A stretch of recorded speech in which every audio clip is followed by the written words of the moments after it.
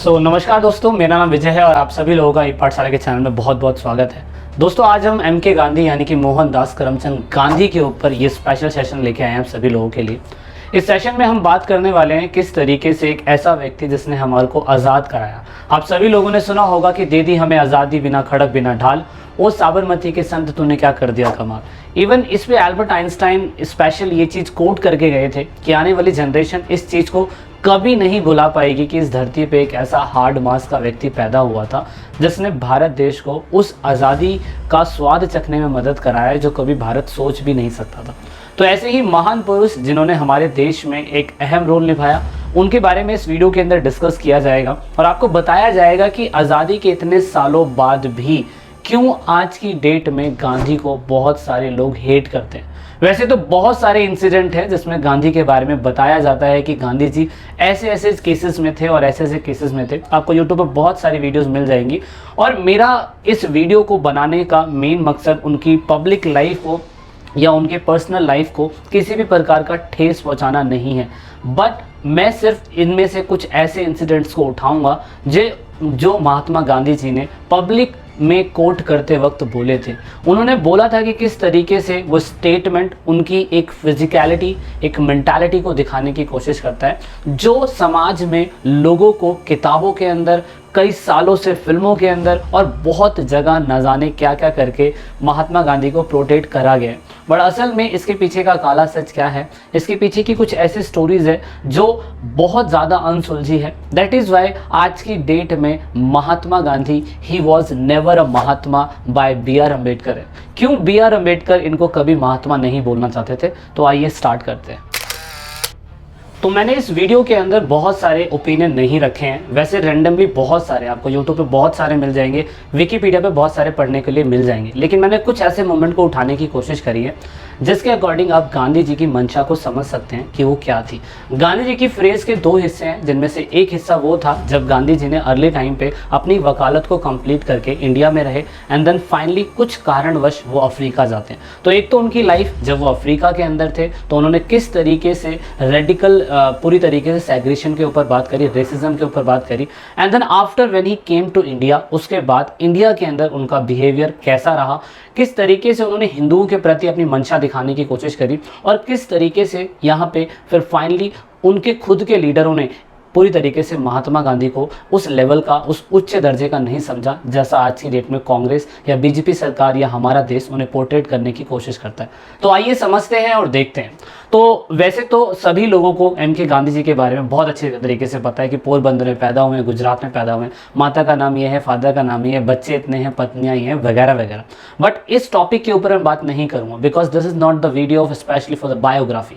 कहानी हम समझने की कोशिश कर रहे हैं गांधी जी की मेंटालिटी के बारे में, जो काला सच कभी भी इतिहास में दिखाया नहीं गया लोगों को, वो चीज़। अब यहाँ पे अगर देखें तो वकालत पूरी करते समय आपके एम के गांधी जी, उन्होंने शुरुआती समय में इंडिया के अंदर बिजनेस ना मिलने की वजह से, काम ना मिलने की वजह से, पैसों की तंगी की वजह से फाइनली वो जाते हैं साउथ अफ्रीका। साउथ अफ्रीका में दादा अब्दुल्ला जो हैं उनको बुलाते हैं और दादा अब्दुल्ला एक ऐसे बिजनेस ट्रेडर थे जिन्होंने क्या कहते हैं गांधी जी को स्पेशली टिकट बुक करवा के साउथ अफ्रीका के अंदर बुलाया। दादा अब्दुल्ला चाहते ये थे कि पूरी तरीके से गांधी जी आए और Gandhi ji finally south Africa के अंदर इन 1989, यानी कि कहे तो गांधी जी 1989 से लेके 1914 तक पूरी तरीके से साउथ अफ्रीका के अंदर थे। इस साउथ अफ्रीका के अंदर गांधी जी के दो रोलों को देखा गया, एक तो एक्सट्रीमेट और उसके बाद मॉडरेट, यानी कि नरमपंथी और गर्मपंथी दोनों। ये अर्ली स्टेज थी, शायद से ये कह सकते हैं कि गांधी जी उस टाइम पीरियड के अंदर अपने अर्ली एज में हो, इसलिए उन्होंने कुछ ऐसे पब्लिक ओपिनियन दे दिए जो पूरी तरीके से उनके रंग भेद के खिलाफ दिखाने की कोशिश करते हैं, जो भारत के अंदर लोग शिकार हो रहे थे।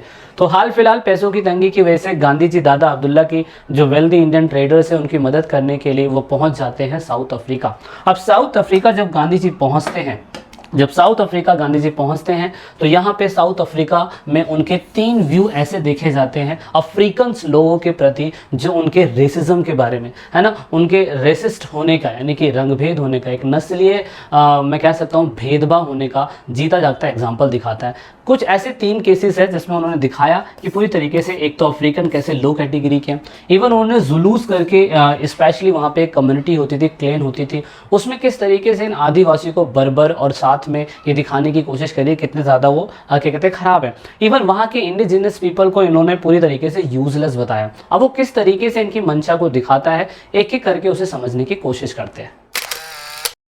अब साल था पूरी तरीके से 1893 और इस टाइम पीरियड पे गांधी जी पूरी तरीके से साउथ अफ्रीका आते हैं।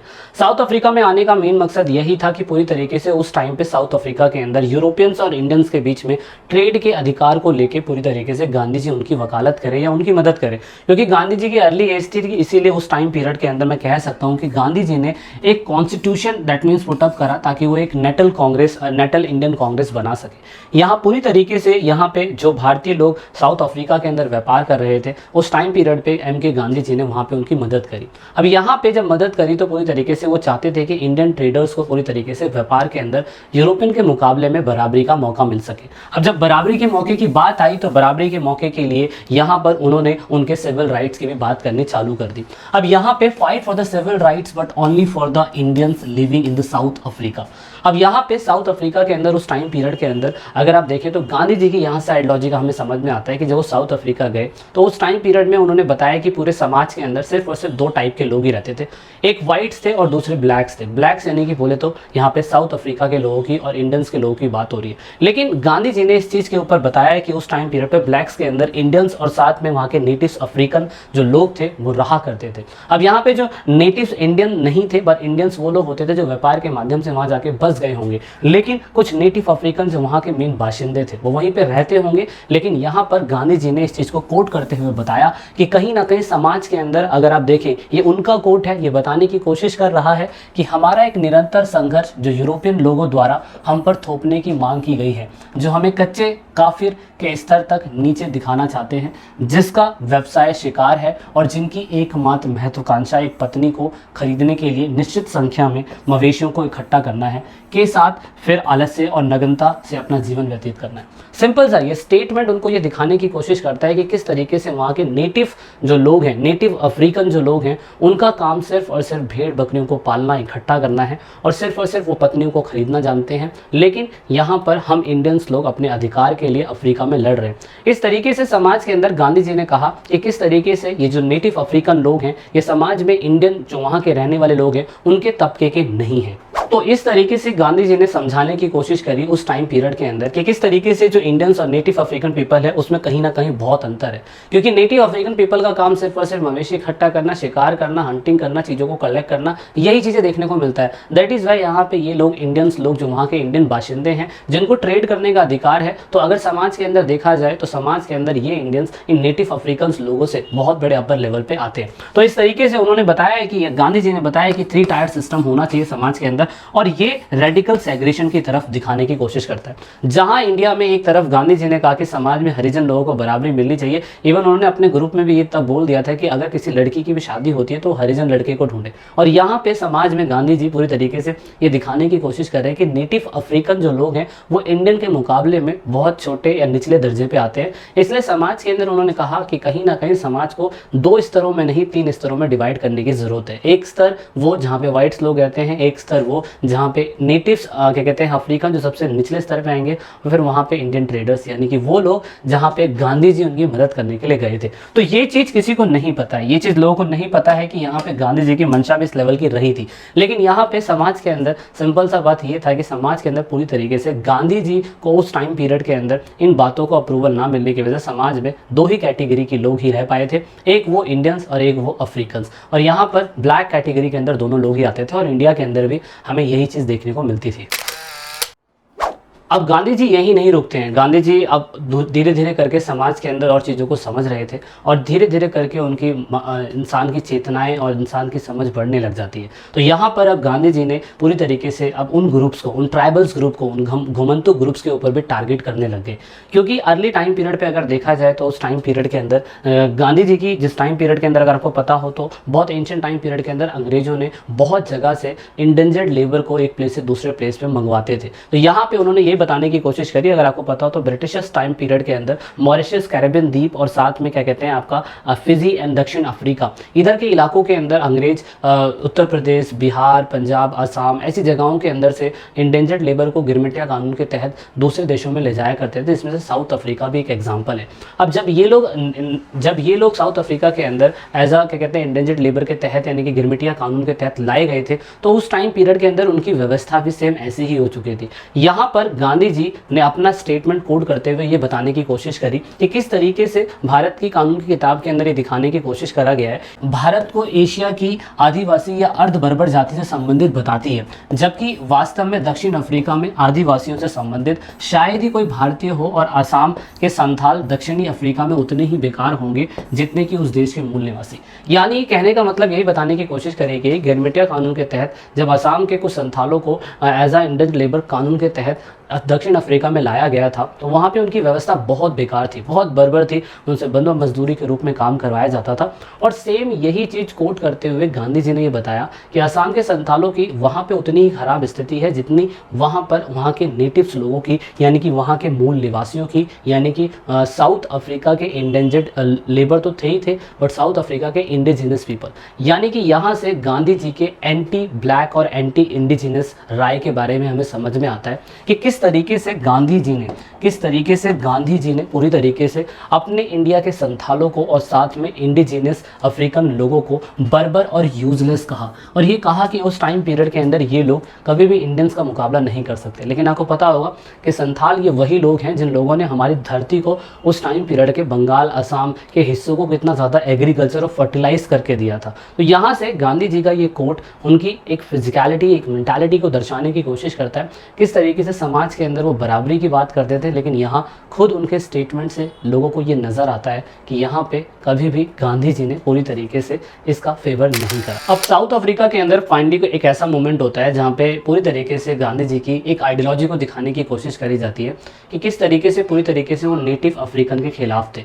अब यहाँ पे नेटिव अफ्रीकन वो बाशिंदे होते थे जो कई सालों से अफ्रीका के नेटल हिस्सों में रहते थे। अफ्रीका के अंदर एक नेटल जगह है जहाँ पे बहुत सारी जनजातियाँ रहती थी। उन सभी जनजातियों में से एक क्लेन, एक ऐसी जनजाति थी जो काफ़ी लंबे समय से, कहे तो उनका इतिहास बहुत पुराना था। और यहाँ पे वो क्लेन जाति जो थी वो थी क्लेन जाति आपकी जुलूस। ये वो लोग हुआ करते थे जो अफ्रीका के अंदर नेटिव इंडिजिनस लोगों के नाम से पहचाने जाते थे या जाने जाते थे। लेकिन यहाँ से गांधी जी के रेसिज्म के बारे में हमें समझ में आता है किस तरीके से गांधी जी ने उस टाइम पीरियड के अंदर, जैसे आप बामबाथा रेबेलियन जो 1906 के अंदर हुआ था, जिस समय गांधी जी साउथ अफ्रीका के अंदर थे, उस टाइम पीरियड के अंदर गांधी जी ने fight with the British and kill the जुलूस ड्यूरिंग द बामबाथा रेबेलियन इन 1906। ये वो टाइम पीरियड था जिस समय पे गांधी जी का पूरी तरीके से गरम दल, यानी कि पूरी तरीके से जो एक्सट्रीमिस्ट रूप था वो दिखाने की कोशिश करी जाती है। अब यहाँ पे ये दिखाया जाता है कि किस तरीके से गांधी जी ने पूरी तरीके से क्या कहते हैं ये दिखाने की कोशिश करी कि जुलू क्लेन को पूरी तरीके से इंडिजिनस लोगों को वहाँ पे मार देना चाहिए। इवन ये स्टेटमेंट उनका कोट होता है और ये स्टेटमेंट कोट करते समय यहाँ पे उन्होंने बताया कि किस तरीके से उस टाइम पीरियड पे नेटल इंडियन कांग्रेस ने ये रेजोल्यूशन भी पास करा था 24 अप्रैल 1906 के अंदर, कि किस तरीके से पूरी तरीके से जो इंडियन लोग जो साउथ अफ्रीका के अंदर रह रहे हैं वो गांधी जी ने कहा कि लोगों को उनकी मदद करनी चाहिए। इस वॉर के अंदर पूरी तरीके से बामबाथा रेबेलियन के अंदर वहाँ के क्लेन यानी कि जुलूस लोगों को बहुत ज़्यादा बड़ी मात्रा के अंदर मारा गया। और यहाँ पे गांधी जी ने अपना स्टेटमेंट कोट करते हुए ये कहा कि कहीं ना कहीं ऐसे समय में सरकार की मदद करने के लिए जाना भारतीय समुदायों के लिए सही और उचित था, और यदि भारतीयों ने प्रस्ताव नहीं दिया होता तो हमारा अच्छे नाम पर हमेशा के लिए कलंक लगा दिया जाता। यानी कि गांधी जी का ये स्टेटमेंट था कि इस वॉर के अंदर ब्रिटिश का साथ देना इंडियंस लोगों के लिए उस टाइम पीरियड के अंदर बहुत इंपॉर्टेंट था। और यहाँ पे जो वहाँ की बर्बर जाति या यूजलेस लोग बोल सकते हैं, या आप उन लोगों को बोल सकते हैं जो गांधी जी की मंशा को पूरी तरीके से एक मैं कह सकता हूँ कि इंडिजिनस अफ्रीकन लोगों के प्रति जो उनका रवैया था वो दिखाने की कोशिश करता है।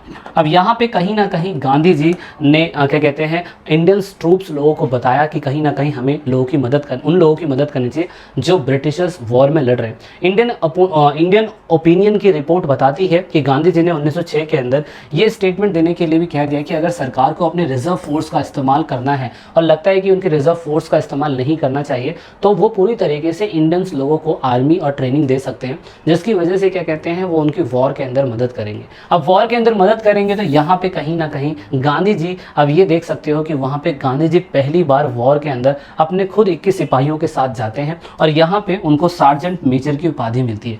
इस वॉर के अंदर गांधी जी ने ब्रिटिशर्स की मदद करी थी, आप ये देख सकते हैं गांधी जी ने ब्रिटिशर्स की मदद करी थी। और उस टाइम पीरियड पे गांधी जी को टाइटल में था केसरे हिंद। केसरे हिंद का टाइटल मिलना अपने आप में ही बहुत बड़ी बात होती थी। And Gandhi ji was the first person जिन्होंने साउथ अफ्रीका के अंदर वॉर के अंदर ये उपाधि ब्रिटिशर्स के थ्रू ली थी। तो सोचिए, एक वो व्यक्ति जो देश के अंदर पूरी तरीके से अहिंसा का पुजारी है और वो खुद हिंसा कर रहा है, खुद वॉर के अंदर इन्वॉल्व हो रहा है, तो यहाँ पे कहीं ना कहीं ये चीज़ समझ में आती है। तो ये आप विकिपीडिया के अंदर देखेंगे तो आपको बहुत आसानी से केसरी हिंद की उपाधि के बारे में समझ में आएगा। ये सारी डिटेल्ड एनालाइज पूरी तरीके से वहाँ नेटल के अंदर रहे एक प्रोफेसर के द्वारा दिया गया है। इस प्रोफेसर ने पूरी तरीके से आप नाम देख सकते हैं, गुलाम वाहिद करके इनका नाम है, जो नेटल के ही रहने वाले हैं और इन्होंने अपनी बुक लिखी थी द साउथ अफ्रीकन गांधी। इसमें ये दिखाने की इन्होंने डिटेल में कोशिश करी थी कि किस तरीके से गांधी जी जो अपने आप को father of the nation portrait करके बैठे हुए हैं, तो उनका अगर हम पास्ट उठा के देखें तो वो खुद पूरी तरीके से रेसिस्ट थे और साथ में यहाँ पे वह एंटी ब्लैक और एंटी इंडिजिनस लोगों के प्रति भी उनका रवैया किस हिसाब से था। अब ये बात तो पूरी तरीके से वो हुई जब साउथ अफ्रीका के अंदर रहते रहते उन लोगों ने ये सोच रखी। अब साउथ अफ्रीका से यहाँ पे गांधी जी आते हैं इंडिया के अंदर। तो साथियों, अभी तक आपको ये समझ में आया कि गांधी जी जिस तरीके से साउथ अफ्रीका के अंदर 1893 से लेकर 1914 तक कितना कुछ उन्होंने देखा और कितना कुछ उन्होंने किया, वो सारी चीज़ें हमारे पास प्रूफ है। वीडियो की डिस्क्रिप्शन में लिंक है, आपको मिल जाएगा। और जो बुक लिखी गई है आप उसे भी स्पेशल रीड आउट कर सकते हैं, उसमें आपको कोई दिक्कत नहीं होगी। लेकिन अब बात करते हैं कि इंडिया के अंदर जब Gandhi ji back to India आते हैं, इंडिया के अंदर 1915 के अंदर लगभग आते हैं। और इंडिया के अंदर जब वो आते हैं तो बॉम्बे के अंदर ये उनकी पहली फ़ोटो थी जो 12 जनवरी 1915 के अंदर यहाँ पे पूरी तरीके से खींची गई थी। यहाँ पे गोखले जी पहले ऐसे पॉलिटिकल लीडर थे जिन्होंने गांधी जी को समझाया कि अगर आपको इंडिया को समझना है तो इंडिया को समझने के लिए आपको एक ट्रैवलिंग करनी पड़ेगी, आपको पूरा भारत देश घूमना पड़ेगा। एंड देन फाइनली उसके बाद हमें गांधी जी के 1916, 1917, 1918 और बाद में 1919 के अंदर पूरी तरीके से जलियांवाला बाग हत्याकांड जो हुआ था वो सब हमें इतिहास के पन्नों में पहले ही पता है। हमें पता है कि चंपारण एपिसोड, अहमदाबाद, खेड़ा मूवमेंट, ये सारे मूवमेंट जिसमें गांधी जी ने अपने देश के अंदर आंधी लाई, इसमें कोई दो तरफा राय नहीं है कि गांधी जी ने हमारे भारत देश को आज़ाद करने के लिए इन मूवमेंट में अपना नाम कमाया। और यहाँ पे जो आपके कहते हैं गांधी जी हैं, उन्होंने इंडिया के अंदर पूरी तरीके से एक ऐसा लोगों के अंदर विश्वास जगा दिया कि हम अंग्रेजों को पूरी तरीके से उखाड़ फेंक सकते हैं, निकाल सकते हैं। लेकिन 1919 के अंदर जलियांवाला बाग हत्याकांड होने के बाद लोगों के मन में ये मंशा आ गई कि शायद सब कुछ नहीं हो सकता। लेकिन फाइनली 1920 के अंदर फिर फाइनली यहाँ पे नॉन कॉपरेशन मूवमेंट चलाया जाता है। नॉन कॉपरेशन मूवमेंट 1920 से 1922 के पीरियड में चलाया गया था। जो इतिहास के स्टूडेंट हैं, अगर उन्हें दिक्कत नहीं होगी तो वो काफ़ी अच्छी तरीके से समझ पाएंगे कि 1920 से 1922 के बीच में जो चलाया गया था नॉन कॉपरेशन मूवमेंट, जिसमें पूरी तरीके से गांधी जी इस चीज़ को समझ चुके थे कि गांधी जी ने कहा था कि अगर हमें अंग्रेजों को भारत से बाहर निकालना है तो हमें कहीं ना कहीं क्या कहते हैं पूरी तरीके से इंडिया से ब्रिटिशर्स का जो सोर्स ऑफ इनकम है उसे पूरी तरीके से ख़त्म कर देना चाहिए। अब यहाँ पे गांधी जी के द्वारा एक ऐसा इंसिडेंट होता है जो उनको एंटी हिंदू कहने से नहीं रोका जा सकता। कुछ ऐसे इंसिडेंट जिन पे कहीं ना कहीं गांधी जी ने हज़ारों हिंदुओं को मरने के लिए छोड़ दिया, लेकिन वहाँ पे क्या कहते हैं गांधी जी पूरी तरीके से इस चीज़ पे शांत रहे। अब ये पूरी तरीके से उनकी मंशा दिखाने की कोशिश करता है कि उन्हें उस टाइम पीरियड पे उन हिंदुओं की कोई परवाह नहीं थी। अब 1920 से 1922 के बीच पीरियड में जो भी सिस्टम चल रहा था नॉन कॉपरेशन मूवमेंट इंडिया के अंदर, तो उसी टाइम पीरियड के अंदर एक मैसेकेयर होता है। इस मैसेकेयर का नाम मालाबार मैसेकेयर है। मालाबार मैसेकेयर अगर आप देखें तो उस टाइम पीरियड के अंदर गांधी जी के लिए एक ऐसा मैं कह सकता हूँ गले की हड्डी जो पूरी तरीके से ना निगल सकते थे ना उगल सकते थे। तो कहने का मतलब मालाबार मैसेकेयर को जानने के लिए जो 1921 में हुआ था उसको जानने के लिए आपको पीछे की एक स्टोरी समझनी होगी। तो मैं आपको ये वीडियो दिखाऊंगा, आप इसे वॉच आउट करिए, आप इसे जरूर देखिए। मतलब सिंपल सा ये था कि इन्होंने उस टाइम पीरियड के अंदर कई हिंदुओं को इंपॉर्टेंट नहीं दी। तो ये एक बहुत चीज़ मैटर कर जाती है कि जो इनको उस टाइम पीरियड के अंदर मैं कह सकता हूँ कि बहुत बड़े मेंबर रहे, क्या कहते हैं डॉक्टर BR अम्बेडकर, उसके बाद एनी बेसेंट, उसके बाद आपके क्या कहते हैं हज़रत अली करके उनका नाम था। बहुत सारे लोगों ने कहा कि ये जो मैसेकेयर हुआ है ये जिहाद है, ये पूरी तरीके से वो चीज़ है जहाँ पे गांधी जी ने अपनी वकालत का इस्तेमाल करते हुए स्टेप लिया है। और ये यहाँ पे गांधी जी पूरी तरीके से दिखाने की कोशिश कर सकते थे कि किस तरीके से हिंदू और मुसलमानों की एकता को ये रिप्रेजेंट करता है, लेकिन यहाँ पे हुआ इसका उल्टा। ये पूरी तरीके से हिंदू और मुस्लिम यूनिटी की तरफ होते हुए, ब्रिटिशर्स को निकालते हुए, ये कहीं ना कहीं ये पूरी तरीके से मूवमेंट एंटी हिंदू मूवमेंट हो गया। और मालाबार कॉस्ट के इस रीजन के अंदर काफ़ी लंबे समय तक दंगे हुए और इन दंगों के अंदर बहुत सारे हिंदू लोग मारे गए, जबरन बहुत सारे लोगों का धर्म परिवर्तन करवाया गया और इन सबके जिम्मेदार उस टाइम पीरियड में महात्मा गांधी को माना गया। यहाँ मोपला केरल के मालाबार क्षेत्र में रहने वाले इस्लाम धर्म में धर्मांतरित अरबी और मलयाली मुस्लिम थे। अधिकांश मोपला छोटे किसान या व्यापारी थे। उन पर कजियों और मौलवियों का प्रभाव था, जिन्हें थंगल कहा जाता है। ये मोपला मालाबार की उच्च जाति वाले हिंदू, नंबूदरी और नायर भूस्वामियों के बटाईदार और काश्तकार थे। शुरुआत में तो ये विद्रोह अंग्रेजों के ही खिलाफ था। इसे महात्मा गांधी, शौकत अली, मौलाना अबुल कलाम आजाद जैसे नेताओं का सहयोग हासिल था। आंदोलन के बड़े नेता के तौर पर ली मुस्लियार थे। 15 फरवरी 1921 का दिन था। अंग्रेज सरकार ने पूरे इलाके में निषेधाज्ञा लागू करवा दी। खिलाफत आंदोलन के नेता याकूब हसन, यू गोपाल मेनन, पी मोइनुद्दीन कोया और के माधवन नायर को गिरफ्तार कर लिया गया। नेतृत्व के बिखरते ही आंदोलन स्थानीय मोपलाओं के हाथ में चला गया। मोपलाओं ने खिलाफत आंदोलन की खींच भूस्वामियों पर उतारनी शुरू कर दी। एकजुट हुए मोपलाओं ने भूस्वामियों के खिलाफ ही हल्ला बोल दिया। ऐसे में आंदोलन ने सांप्रदायिक रूप ले लिया और जो आंदोलन अंग्रेजों के खिलाफ था वो हिंदू बनाम मुस्लिम हो गया। 20 अगस्त 1920 को पुलिस ने एनाड के खिलाफत आंदोलन के सेक्रेटरी वड़ा के विट्टिल मोहम्मद को गिरफ्तार करने की कोशिश की, लेकिन 2000 मोपलाओं ने उसे घेर लिया और पुलिस को घुसने नहीं दिया। अगले दिन पुलिस के दस्ते ने खिलाफत से जुड़े कई लोगों को गिरफ्तार कर लिया और तिरुंग गदी की मम्बरम मस्जिद से दस्तावेज जब्त कर लिए। भीड़ ने तुरुंग गदी और स्थानीय पुलिस थाने को घेरने की कोशिश की, जिसके बाद पुलिस ने फायरिंग कर दी। इसमें कई मोपला मारे गए। मोपलाओं ने कई थानों में आग लगा दी, सरकारी खजाने को लूट लिया और दस्तावेज नष्ट कर दिए। 24 अगस्त 1921 को कुंज अहमद हाजी ने अली मुस्लियार की ओर से विरोधियों की कमान संभाली। इसके बाद पुलिस और अंग्रेज सिपाहियों ने विरोध को कुचल दिया। यहाँ पे एनी बेसेंट अपनी बुक के अंदर ये लिखती है, द बुक का नाम है the future of Indian politics. इसमें ये बताने की कोशिश करती है कि 1 अगस्त 1921 के अंदर the step was taken in the Malabar region, the Muslims of the district after 3 weeks of preparing weapons rose over defined area in the revolt, believing as they had been told the British rule has changed and they were being free. कहने का मतलब simple सा ये था कि इस book के अंदर उन्होंने दिखाने की कोशिश करी है कि किस तरीके से खलीफाओं का प्रचार करने वाले लोग, खिलाफत मूवमेंट को चलाने वाले लोग, उसमें बहुत सारे लोगों को, जो वहाँ पे मालाबार कोस्ट पे रहने वाले लोग हुआ करते थे उस टाइम पीरियड पे, वो बहुत बड़ी मात्रा के अंदर मारे गए। साल के अंत तक इस आंदोलन की चिंगारी बनी रही। 19 नवंबर 1921 को 100 मोपला विद्रोहियों को ट्रेन के जरिए मालाबार से कोयम्बटूर भेजा जा रहा था। उन्हें सामान ढोने वाली बोगी में बंद रखा गया था। 5 घंटे के बाद जब उनके दरवाजे खोले गए तो सभी की मौत हो चुकी थी। कहा जाता है कि मोपला विद्रोह के दौरान हजारों हिंदुओं का कत्लेआम हुआ और हजारों हिंदुओं को धर्म बदलने के लिए बाध्य होना पड़ा। इसके बाद जब आर्य समाज की ओर से शुद्धि आंदोलन चलाया गया तो जिन हिंदुओं को जबरन मुस्लिम बना दिया गया था उन्हें वापस हिंदू धर्म में लाया गया। इस आंदोलन के दौरान ही इसके नेता स्वामी श्रद्धानंद को 23 दिसंबर 1926 को उनके ही आश्रम में गोली मार दी गई। अब यहाँ पे डॉक्टर बी आर अम्बेडकर ये कोट करते हुए कहते हैं कि ये एक ऐसा नरसंहार था, जबरन धर्म परिवर्तन था, मंदिरों को अपवित्र करना, महिलाओं पे अत्याचार करना, जैसे खुली गर्भवती महिलाओं को चीरना, लूटपाट, आगजनी करना, विनाश करना, ये बहुत बड़ा एक रीज़न हो सकता है जिसमें गांधी जी को जिम्मेदार ठहराया जा सकता है। अब यहाँ पे इन्होंने पूरी तरीके से इस रिवॉल्ट को, इस मालाबार मैसेकर को, उस टाइम पीरियड पे रहे बहुत पुराने मूवमेंट को, यानी कि सेंट बार्थोलोम्यू डे मैसेकर के नाम से इसको कंपेयर करने की कोशिश करी। अब यहाँ पे यही नहीं बल्कि यहाँ पे दिखाने की कोशिश करी गई डॉक्टर बी आर अम्बेडकर के द्वारा कि ये पूरी तरीके से खिलाफत आंदोलन जो है गांधी की वकालत का एक राजनीतिक स्टंट है, यानी कि एक ऐसा स्टंट है जिसमें गांधी जी ने अपने फायदे के लिए हिंदुओं को कहीं ना कहीं मरने के लिए छोड़ दिया। तो ये आप देख सकते हैं कि यहाँ से डॉक्टर बी आर अम्बेडकर ही नहीं, एनी बेसेंट ही नहीं, हजरत मोहानी ही नहीं, इन तीनों लोगों ने इस वॉर को कहीं ना कहीं पूरी तरीके से इस्लामिक जिहाद का नाम दिया है।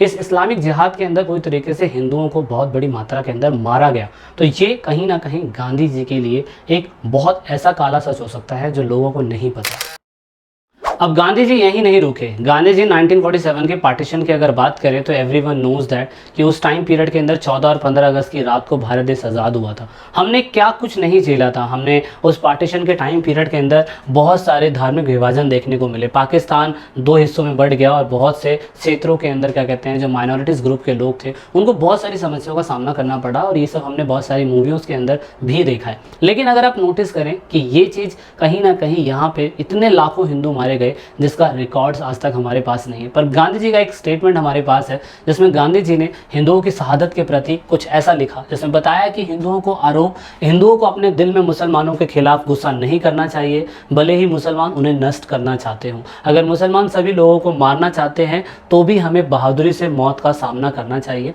अगर उन्होंने हिंदुओं को मारकर अपना शासन स्थापित कर लिया तो हम अपने जीवन का बलिदान देकर नई दुनिया की शुरुआत कर रहे होंगे। किसी को भी मौत से डरना नहीं चाहिए। तो ये एक स्टेटमेंट, एक ऐसा स्टेटमेंट जो पूरी तरीके से डॉक्टर बी आर अम्बेडकर को हिला देता है। डॉक्टर बी आर अम्बेडकर जो इस सदी के सबसे बड़े महानायकों में से एक हो सकते हैं, और वो पूरी तरीके से जो पूरे भारत देश के कॉन्स्टिट्यूशन को बनाने वाले व्यक्तियों में से थे।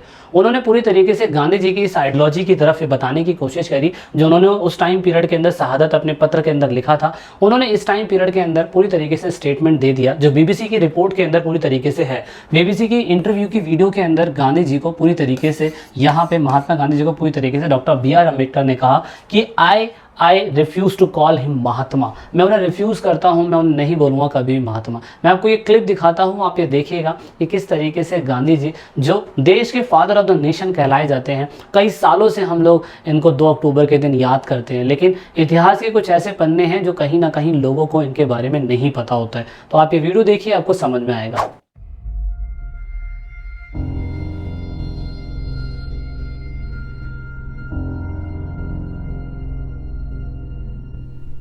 I met him first, say, in 1929, through the intervention of a friend of mine, common friend, who asked Mr. Gandhi to see me, you see.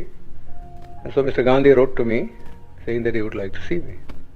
So I went and saw him. That was just before going to the Round Table Conference. And then he came to the second Round Table Conference, didn't come for the first. And he was there for about 5-6 months.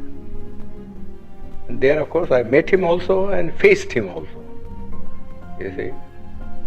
Then, once thereafter, he also, after the signing of the Pune Pact, you see, asked me to come and see him. So I went to see him. He was there in jail. You see. But that's all the time that I have met him. But I always say that as I met Mr. Gandhi in the capacity of an opponent, I have a feeling that I know him better than most other people because he had opened his real fangs to me, you see, and I could see the inside of the man, you see, while others who generally went there as devotees, you see, saw nothing of him except the external appearance which he had put up as a Mahatma, you see. But I saw him in his human capacity, the bare man in him. And so I say that I understand him better, you see, than most of the people who have associated themselves with him can say. So how would you sum up what you found in him? Well, I must say at the outset that I feel quite surprised, you see, at the interest which the outside world, Western world particularly, seems to be taking in Mr. Gandhi. I cannot understand that. So far as India is concerned, he was, in my judgment, you see, an episode in the history of India, never an epoch maker. Gandhi has already vanished from the memory of the people in this country. His memory is kept up because the Congress party annually, you see, gives a holiday either on his birthday or some other day connected with some event in his life, and has a celebration every year going on for 7 days in a week. Naturally, people's memory is revived. But if these artificial respirations were not given, I think Gandhi would be long. So video को and तक देखने के लिए बहुत बहुत धन्यवाद। I hope आपको मेरी ये रिपोर्ट समझ में आई होगी कि किस तरीके से हर सिक्के के दो पहलू होते हैं, एक अच्छा भी और एक बुरा भी। तो आप दोनों पहलुओं को ज़रूर समझिए। वीडियो को एंड तक देखने के लिए बहुत बहुत धन्यवाद। जय हिंद, जय भारत।